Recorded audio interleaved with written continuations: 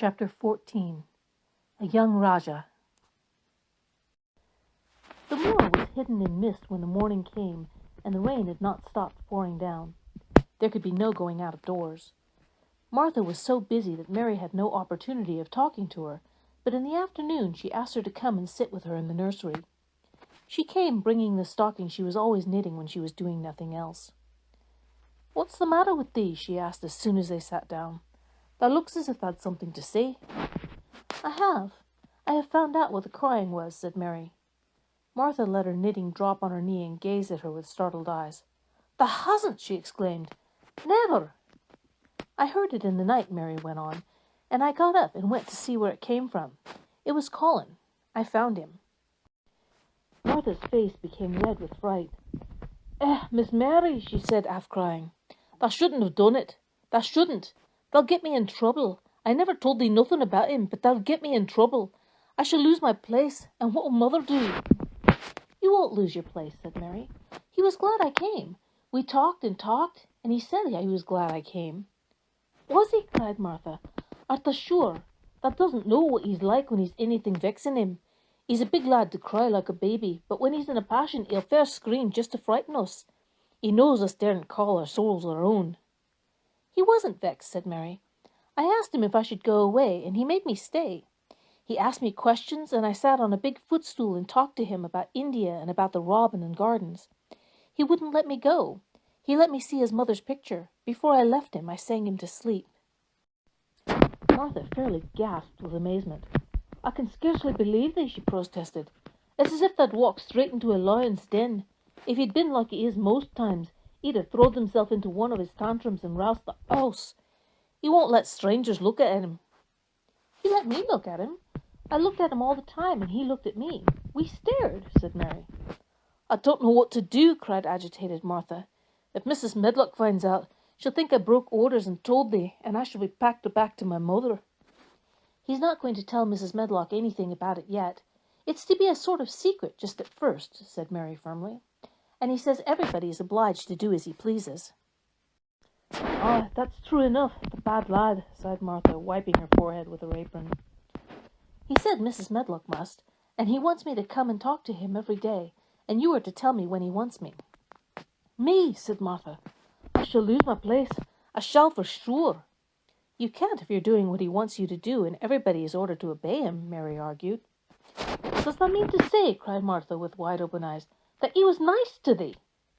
"I think he almost liked me," Mary answered. "Then thou must have bewitched him," decided Martha, drawing a long breath. "You mean magic?" inquired Mary. "I heard about magic in India, but I can't make it. I just went into his room, and I was so surprised to see him that I stood and stared.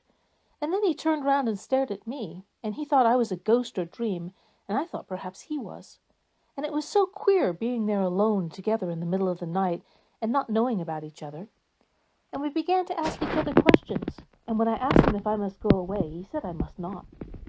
"The world's coming to an end," gasped Martha. "What is the matter with him?" asked Mary. "Nobody knows for sure and certain," said Martha. "Mr. Craven went off his head like when he was born. The doctors thought he'd have been put in asylum. It was because Mrs. Craven died, like I told you. He wouldn't set eyes on the baby. He just raved and said it'd be another hunchback like him and had better die." "Is Colin a hunchback?" Mary asked. "He didn't look like one."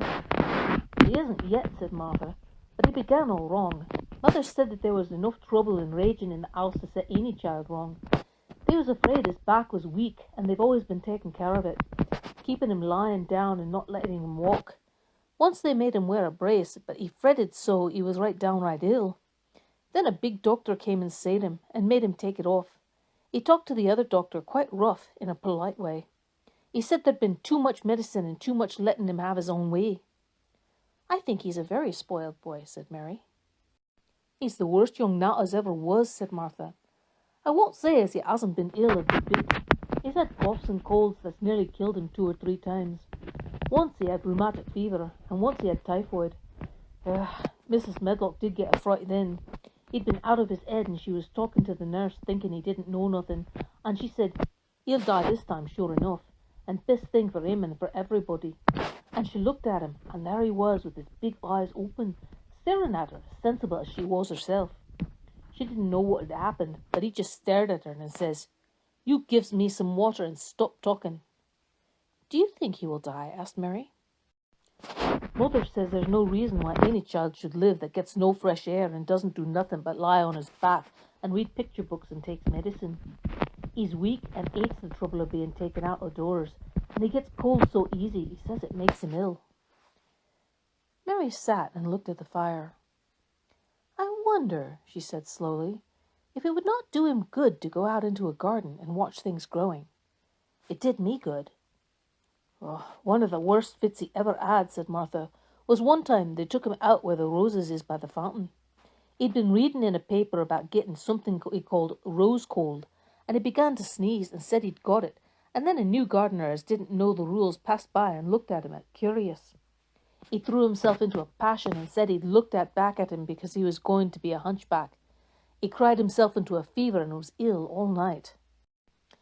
"If he ever gets angry at me, I'll never go and see him again," said Mary. "He'll have thee if he wants thee," said Martha. "Thou may as well know that at the start." Very soon afterwards a bell rang and she rolled up her knitting. "I dare say the nurse wants me to stay with him a bit," she said. "I hope he's in a good temper." She was out of the room about 10 minutes, and then she came back with a puzzled expression. "Well, that has bewitched him," she said. "He's up on his sofa with his picture books. He's told the nurse to stay away until 6 o'clock. I'm to wait in the next room. The minute she was gone, he called me to him and I says, 'I want Mary Lennox to come and talk to me. And remember, you're not to tell anyone. You'd better go as quick as you can.'" Mary was quite willing to go quickly. She did not want to see Colin as much as she wanted to see Dickon, but she wanted to see him very much. There was a bright fire on the hearth when she entered his room, and in the daylight she saw it was a very beautiful room indeed. There were rich colours in the rugs and hangings and pictures and books on the walls, which made it look glowing and comfortable even in spite of the grey sky and falling rain. Colin looked rather like a picture himself. He was wrapped in a velvet dressing gown and sat against a big brocaded cushion. He had a red spot on each cheek. "Come in," he said. "I've been thinking about you all morning." "I've been thinking about you too," answered Mary. "You don't know how frightened Martha is. She says Mrs. Medlock will think she told me about you, and then she will be sent away." He frowned. "Go and tell her to come here," he said. "She's in the next room." Mary went and brought her back. Poor Martha was shaking in her shoes. Colin was still frowning. "Have you to do what I please, or have you not?" he demanded.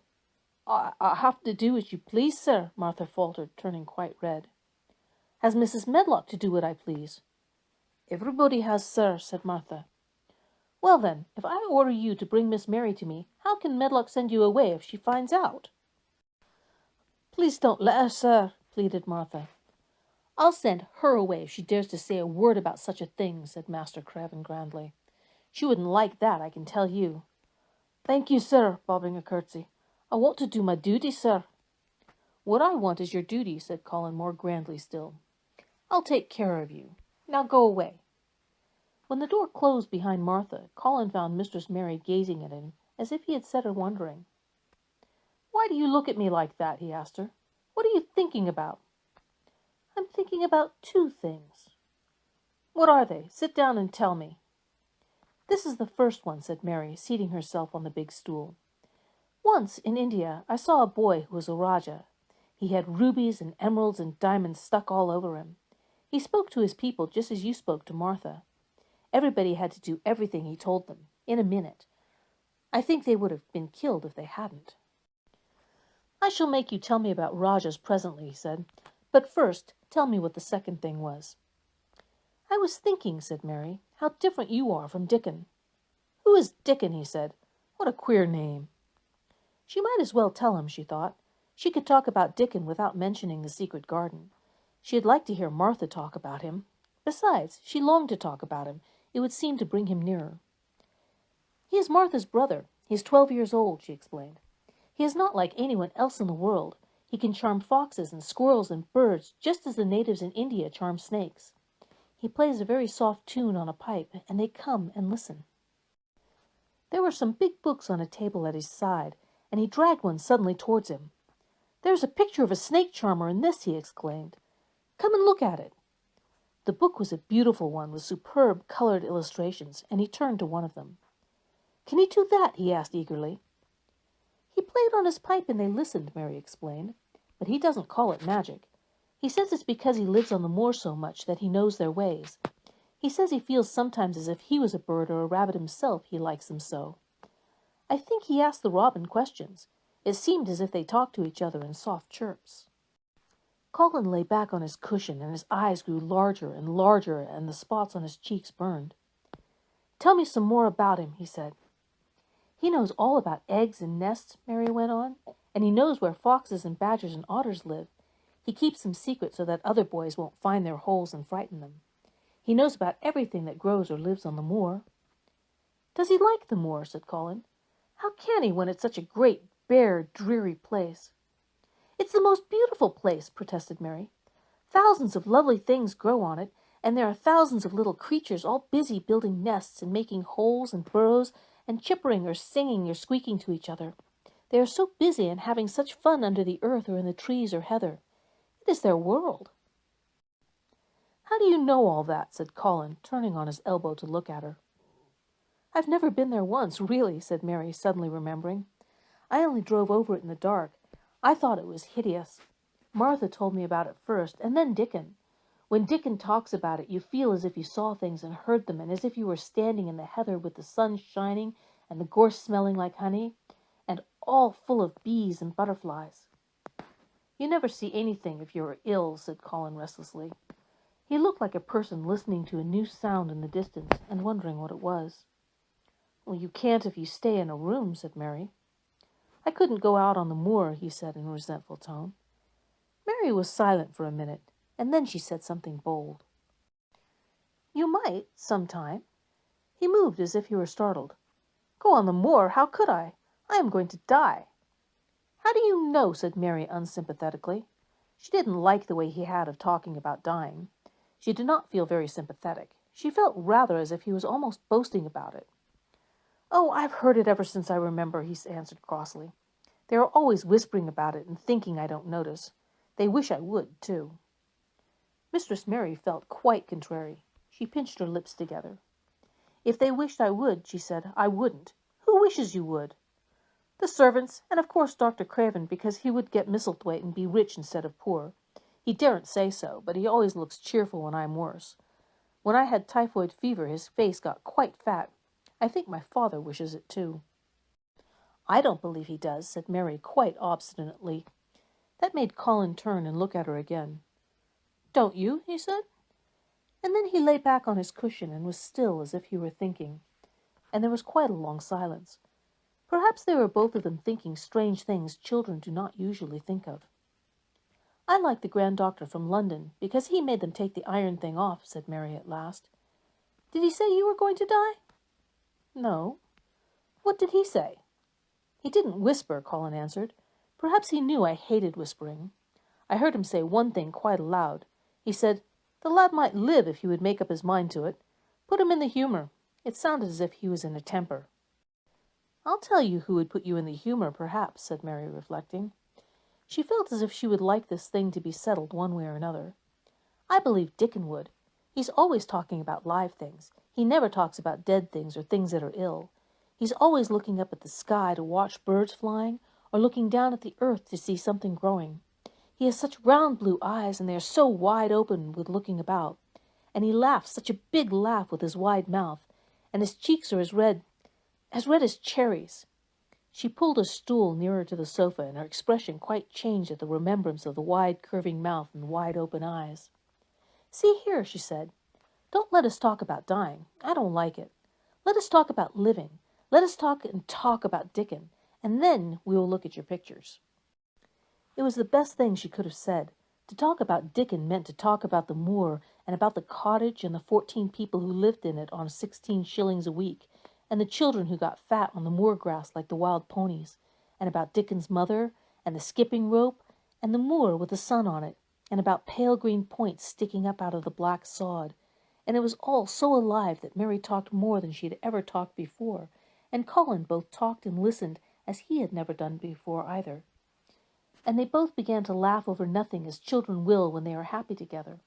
And they laughed so that in the end they were making as much noise as if they'd been two ordinary, healthy, natural 10-year-old creatures, instead of a hard, little, unloving girl and a sickly boy who believed that he was going to die.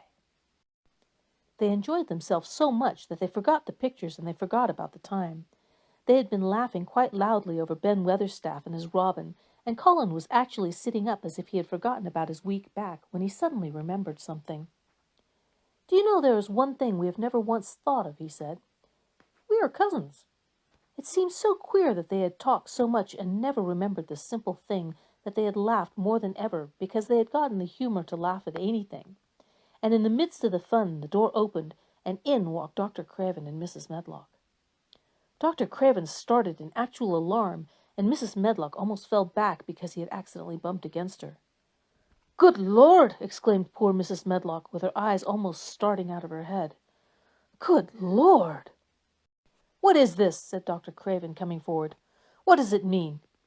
Then Mary was reminded of the boy Rajah again. Colin answered as if neither the doctor's alarm nor Mrs. Medlock's terror were of the slightest consequence. He was as little disturbed or frightened as if an elderly cat and dog had walked into the room. "This is my cousin, Mary Lennox," he said. "I asked her to come and talk to me. I like her. She must come and talk to me whenever I send for her." Dr. Craven turned reproachfully to Mrs. Medlock. "Oh, sir," she panted, "I don't know how it's happened. There's not a servant in the place that had dared to talk. They all had their orders." "Nobody told her anything," said Colin. "She heard me crying and found me herself. I am glad she came. Don't be silly, Medlock." Mary saw that Dr. Craven did not look pleased, but it was quite plain that he dared not oppose his patient. He sat down by Colin and felt his pulse. "I'm afraid there's been too much excitement. Excitement is not good for you, my boy," he said. "I should be excited if she kept away," answered Colin, his eyes beginning to look dangerously sparkling. "I am better. She makes me better. The nurse must bring up her tea with mine. We will have tea together." Mrs. Medlock and Dr. Craven looked at each other in a troubled way, but there was evidently nothing to be done. "He does look rather better, sir," ventured Mrs. Medlock. "But," thinking the matter over, "he looked better this morning before she came into the room." "She came into the room last night. She stayed with me a long time. She sang a Hindustani song to me, and it made me go to sleep," said Colin. "I was better when I wakened up. I wanted my breakfast.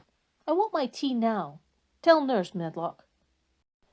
Dr. Craven did not stay very long. He talked to the nurse for a few minutes when she came into the room, and said a few words of warning to Colin. He must not talk too much. He must not forget that he was ill. He must not forget that he was very easily tired. Mary thought that there seemed to be a number of uncomfortable things that he was not to forget.